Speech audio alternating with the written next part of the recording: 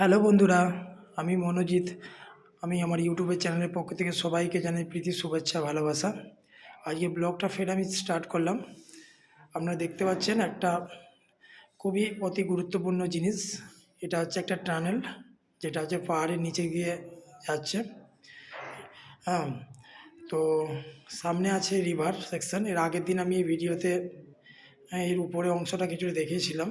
আমি বলেছিলাম যে একটা টারবাইনের কিছু অংশ যেখান থেকে জলবিদ্যুৎ উৎপন্ন হয় সেটা আমি দেখাবো।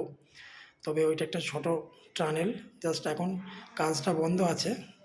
কাজ রবিবার, সেই জন্য কাজটা একটু বন্ধ আছে।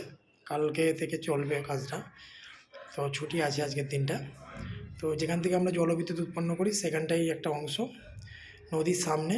এখান থেকে একটা প্রজেক্ট, হাইড্রো পাওয়ার প্রজেক্ট তৈরি হচ্ছে। এই হাইড্রো পাওয়ার প্রজেক্ট থেকেই আমরা যে কারেন্ট, আমাদের বাড়িতে যে জলবিদ্যুৎটা উৎপন্ন হয়, কারেন্ট উৎপন্ন হয়, সেটাই অতি একটা গুরুত্বপূর্ণ জিনিস আমি দেখাবো। আর সবথেকে বড় কথা, এখানকার যে নদীটা খুব দেখতে সুন্দর, সেখানটায় আমি আছি, আপনারা দেখতে পাচ্ছেন।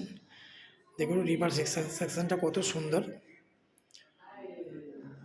উপরে একটা ওভার ব্রিজও আছে। এই ব্রিজটার নিচে দিয়ে নদী। এই নদীটা সারা বছর বরফ গলা জলে পুষ্ট থাকে, জল কখনোই কমে না, অতি ঠান্ডা। নদীর জল প্রচণ্ডই ঠান্ডা। তিস্তা সিকিম কা সবসে বড় নদী এই তিস্তা নদী। এই নদী খুবই গেরা।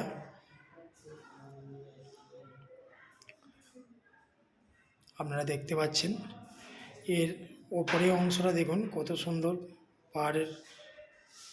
পাহাড়ি একদম পুরা ওভার ব্রিজটা আছে উপরে।